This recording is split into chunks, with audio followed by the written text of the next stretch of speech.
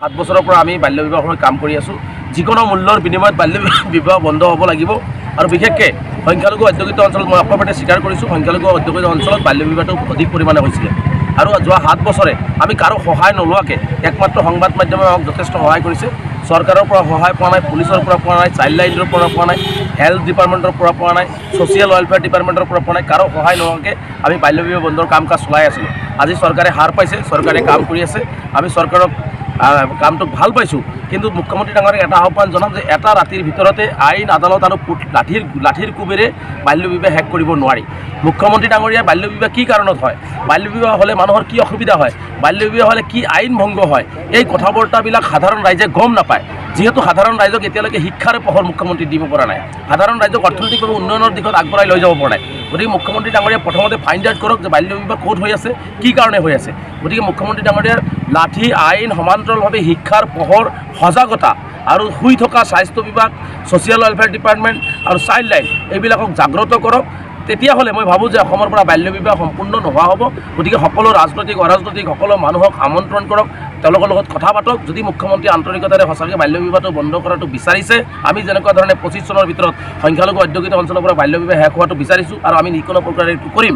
গতিকে মুখ্যমন্ত্ৰীৰ যদি সেইটোৱে সপোন হয় যে বাল্য বিবাহ এটা ডাঙৰ ব্যাধি, গতিকে আমি ৰোধ কৰিব লাগে। গতিকে মুখ্যমন্ত্ৰীয়ে লাঠি আইন কানুনৰ লগতে মুখ্যমন্ত্ৰীয়ে সমাজৰ পৰা শিক্ষাৰ পোহৰ দিয়ক, সমাজত সজাগতা সৃষ্টি কৰক, মহিলাসকলক আগবঢ়াই লৈ যাওক আৰু সকলোকে আন্তৰিকতাৰে এই বাল্য বিবাহ বন্ধৰ ক্ষেত্ৰত আগবাঢ়ি আহিবৰ কাৰণে আহ্বান জনাওক। মই ভাবোঁ তেতিয়াহে ফলপ্ৰসূ হ'ব, অন্যথাই কিন্তু বুমেৰাঙত পৰিণত হ'ব। গতিকে মুখ্যমন্ত্ৰী ডাঙৰীয়াই যি পদক্ষেপ লৈছে, পদক্ষেপ আদৰণীয় পদক্ষেপ, কিন্তু মুখ্যমন্ত্ৰী ডাঙৰীয়াই কেনা কিছু ৰৈ গৈছে। আজি গ্ৰেপ্তাৰৰ নামত বহু মানুহক ভুৱা কেছত গ্ৰেপ্তাৰ কৰা হৈছে, যিটো ধাৰা য'ত নালাগে সেইটো ধাৰা লগাই দিয়া হৈছে, অবিবাহিত মানুহকো গ্ৰেপ্তাৰ কৰা হৈছে, কিছু পৰিয়ালৰ মাজত অমানৱীয় এটা পৰিৱেশ সৃষ্টি হৈছে, মানুহ আত্মহত্যা কৰিছে।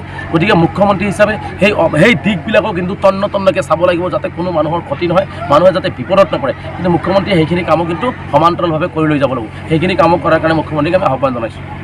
এটা বস্তুৱে কাম হৈ আছে যে অসমৰ সংখ্যালঘুসকলক যিধৰণে আক্ৰোশমূলকভাৱে নিৰ্যাতন চলোৱা হৈ আছে, সংখ্যালঘুসকলক অৰ্থনৈতিক, সামাজিকভাৱে, ৰাজনৈতিকভাৱে, শৈক্ষিকভাৱে কেনেকৈ পিছ পৰাই ৰখা যায়, ইয়াৰ ওপৰতেই অসম চৰকাৰে কাম কৰি আছে। গতিকে আমি অসম চৰকাৰৰ এনেকুৱা ঘৃণনীয় আৰু নিন্দনীয় কামক তীব্ৰভাৱে নিন্দা কৰিছোঁ, গৰিহণা দিছোঁ। কাৰণ অসমখন 5খন ৰাজ্যৰ ভিতৰত আগুৱাই যাবলৈ হ'লে 35% মানুহক সমান্তৰালভাৱে সম অধিকাৰ আৰু সমমৰ্যাদা বিকাশ দিব লাগিব। কিন্তু আজি 35% মানুহক কেৱল ললিপপৰ বাহিৰে কাৰোবাক মিয়া বুলি কৈ তুচ্ছ তাচ্ছিল্য কৰি তাৰ ওপৰত বুলডোজাৰ চলাইছে, কাৰোবাক খিলঞ্জীয়া মুছলমান বুলি কৈ তাক ললিপপ দেখুৱাই, শূন্য দি পেলাই তাক ললিপপ দেখুৱাই আছে।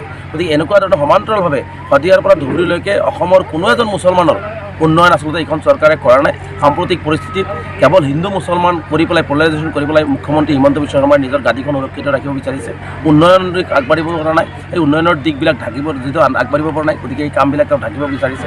গতিকে সমান্তৰালভাৱে এটা কামেই মুখ্যমন্ত্ৰী ডাঙৰীয়াই কৰি আছে, শদিয়াৰ পৰা ধুবুৰীলৈকে অসমৰ মুছলমানসকলক কেনেকৈ তিলকৈ অসমৰ মানচিত্ৰৰ পৰা নিক্ষেপ কৰিব পৰা যায়, তেওঁলোকক কেনেকৈ পিছুৱাই আনিব পৰা যায়, তাৰে এটা গোপন হিডেন এজেণ্ডা লৈ কাম কৰি আছে।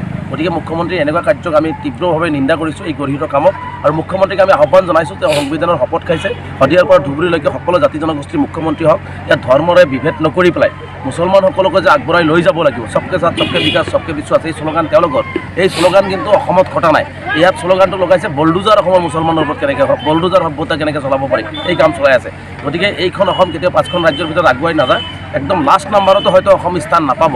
গতিকে মুখ্যমন্ত্ৰী হিচাপে মুখ্যমন্ত্ৰীক আহ্বান জনাইছোঁ, মুছলমানসকলক মানুহ হিচাপে ব্যৱহাৰ কৰিবলৈ শিকক, মুছলমানসকলক মানুহ হিচাপে গণ্য কৰি তেওঁলোকৰ যিখিনি প্ৰাপ্য অধিকাৰ সংবিধানে দিছে, সেই অধিকাৰখিনি দি মুছলমানসকলক সকলো জাতি জনগোষ্ঠীৰ লগত আগত খোজ পেলাই লৈ যোৱাৰ কাৰণে ব্যৱস্থা গ্ৰহণ কৰক।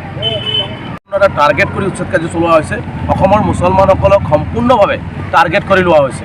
কাৰণ এই মুছলমানসকলৰ আচলতে অপৰাধ এটাই, তেওঁলোকে ধৰ্মীয়ভাৱে মুছলমান, তেওঁলোকে বিভিন্ন সময়ত গোষ্ঠীগত সংঘৰ্ষত গৃহহীন হৈ নিজৰ মাটি বাৰী হেৰুৱাইছে।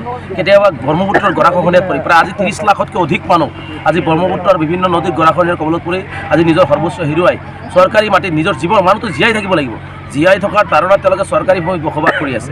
এইসকল ভাৰতীয় নাগৰিক, চৰকাৰৰ প্ৰধান দায়িত্ব আছিলে এইসকলক অন্য বস্তুৰ বাসস্থান দিয়াৰ। চৰকাৰে এইবোৰ নিদি তেওঁলোকক বুলডোজাৰে তেওঁলোকৰ কলিজাৰ ওপৰত আঘাত কৰি এই মানুহখিনিক পংগু কৰি দিয়াৰ ষড়যন্ত্ৰ ৰচনা কৰিছে। গতিকে এনেকুৱা উচ্ছেদৰ আমি তীব্ৰ বিৰোধিতা কৰিছোঁ।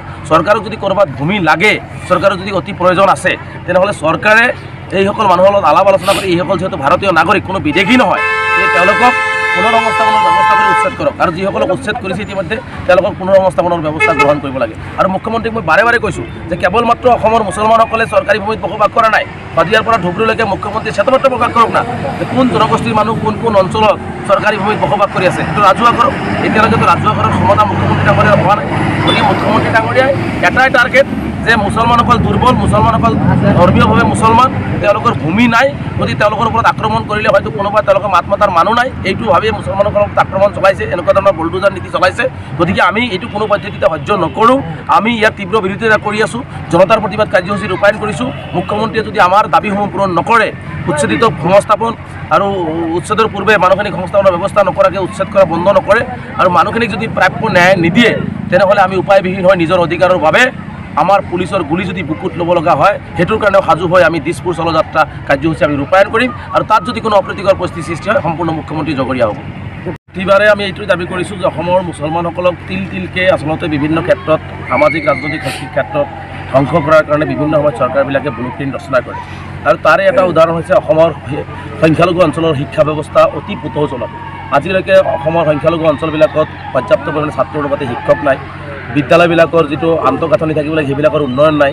যিখিনি আজি মহিলা কলেজেই হওক, আজি ইউনিভাৰ্চিটিয়ে হওক, আজি টেকনিকেল কলেজেই হওক, আজি সংখ্যালঘু অধ্যুষিত অঞ্চলবিলাকত নাই। আচলতে সংখ্যালঘুসকলক যে কোনো এখন চৰকাৰে, বিজেপি চৰকাৰেই হওক বা আগৰ চৰকাৰবিলাকে আচলতে শৈক্ষিক ক্ষেত্ৰত যে আগবঢ়াই যাবলৈ নিবিচাৰে, এই কথাটো প্ৰমাণ কৰে। গতিকে সংখ্যালঘুসকলৰ উন্নয়নৰ কাৰণে এটা কথা মনত ৰাখিব যে সংখ্যালঘুসকলক বাদ দি অসমখন কেতিয়াও আগুৱাই যাব নোৱাৰে। গতিকে সংখ্যালঘুসকলক যদি আগবঢ়াই লৈ যাব লাগে, তেনেহ'লে শৈক্ষিক ক্ষেত্ৰত সংখ্যালঘুসকলৰ উত্তৰণ কৰিব লাগিব। মুখ্যমন্ত্ৰীয়ে সংখ্যালঘুসকলৰ শৈক্ষিক উত্তৰণৰ ক্ষেত্ৰত গুৰুত্ব দিবৰ কাৰণে আহ্বান জনাইছোঁ।